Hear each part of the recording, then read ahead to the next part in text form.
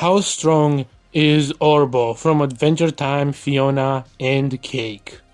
Well, first of all, let's say the obvious. He is the second, or at least as far as we've seen, the second in command to the boss, Prismo's boss. And just what overall seems to be just the boss of the multiverse itself, perhaps? And maybe I make a video about how strong he is, but it's gonna be pretty short because it's basically the strongest.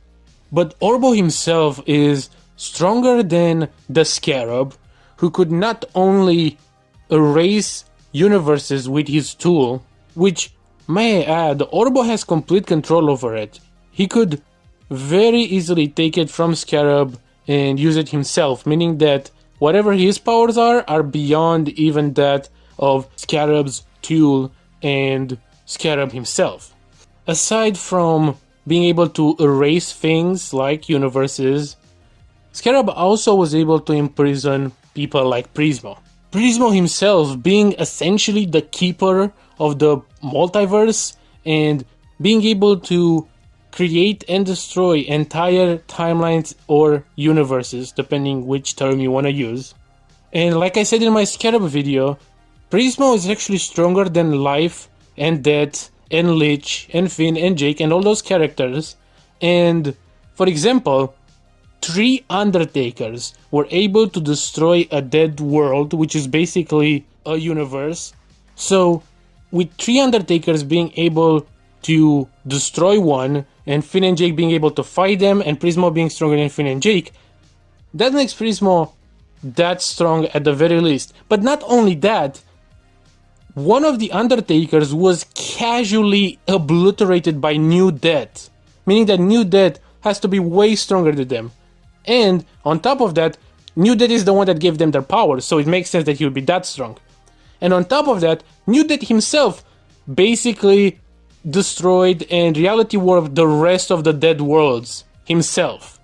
And when Mr. Fox became the New Death, the, I guess, New Death, he was able to restore all of them at once with a wave of his hand, making Death itself, at the very least, multi-solar system, multi-galaxy level, and if you're being more charitable, multiversal.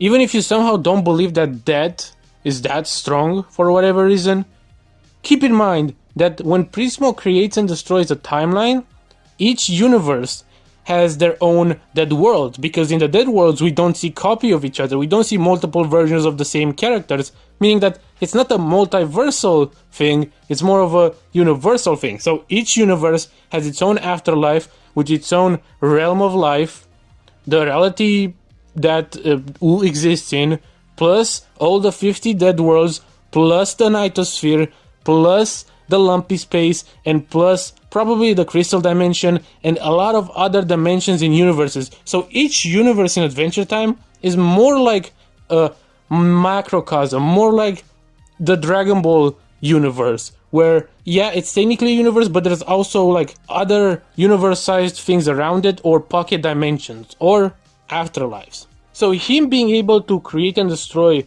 multiple of those like quote-unquote macrocosms makes Prismo at the very least multiversal or multi-universal, whatever you want to say it. He can destroy a lot of universe-sized things. And Orbo is not only stronger than him, but he's stronger than Scarab, who can imprison him. So the level of separation between, let's say, someone like Death, who can destroy 50 dead worlds, and someone like Orbo is of like 3 or 4 people.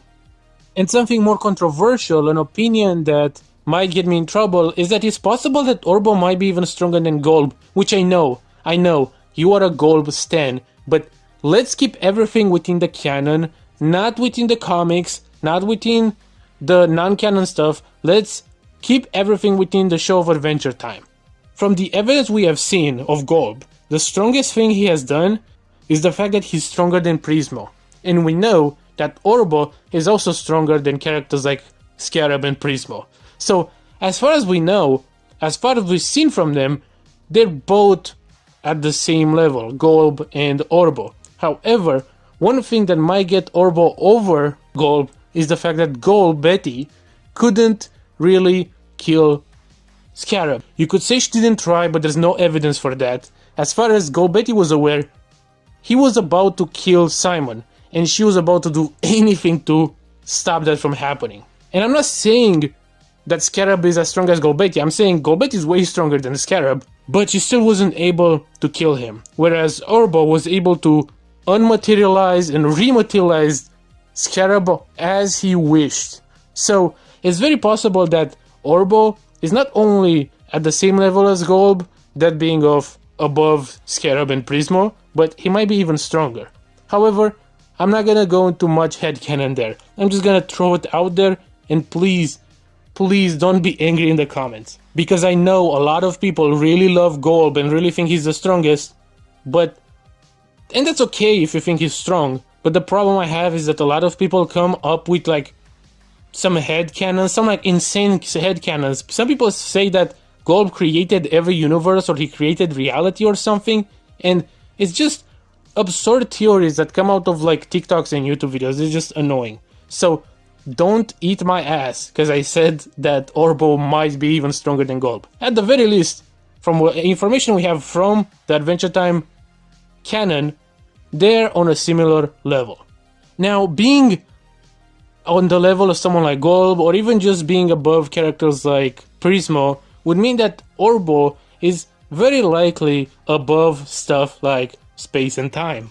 And as there's at least 4 spatial dimensions in Adventure Time, as we see in that one episode where Finn fights a black hole with a 4D sword, that would make Orbo 5th dimensional. In the comics, however, this is even more impressive, because in the beginning of the end, for example, there's a 5th dimensional rope. There's a whole plotline with it, I'm not gonna go into it. But it means that, at least in the comics, Adventure Time has at least 5 dimensions, making someone like Orbo 6th dimensional. And in some of the comics, on some of the shorter comics, there's even a mention or mentions of string theory being real, which could imply there's 12 dimensions in Adventure Time, therefore Orbo being 13th dimensional. And there's a famous line in one of the other comics. There's like an enormous amount of Adventure Time comics, but there's basically this statement from Peppermore Battler where he mentions Hilbert space. Now, what people kind of overlook is that Hilbert space can be finite or infinite. So some people go with this and say, oh, Adventure Time is hyperversal or outerversal because of this statement, but what they don't understand is that Hilbert space can also be finite. So you could use this statement to say that characters like Orbo are anywhere from like 5th dimensional to like outerversal or hyperversal or whatever. You get what I'm saying. Essentially, Hilbert space can mean that the Adventure Time universe or multiverse has infinite spatial dimensions. You know, spatial dimensions like height, length, and width. We have those 3. But Hilbert space implies that there's an infinite amount of them, or at least the possibility there could be an infinite amount of them, with infinite amount of them being the totality of space. And characters like Orbo being beyond time and space, you could make an argument that Orbo, for example, is outerversal. However, those comics are questionably canon, so I would rather say something like composite Adventure Time. If you make a composite Adventure Time existence, multiverse, reality, whatever, then that applies. However, within the canon of the show, these comics don't seem to actually fit in, don't seem to actually be canon. So you either separate comics from the show, or you say it's a composite, but those comics are not necessarily canon to the show. But it's still interesting to think that you could argue that characters like Orbo are like outerversal or hyperversal, and etc. There's also the idea that if he's beyond time and space, then he's beyond the multiverse.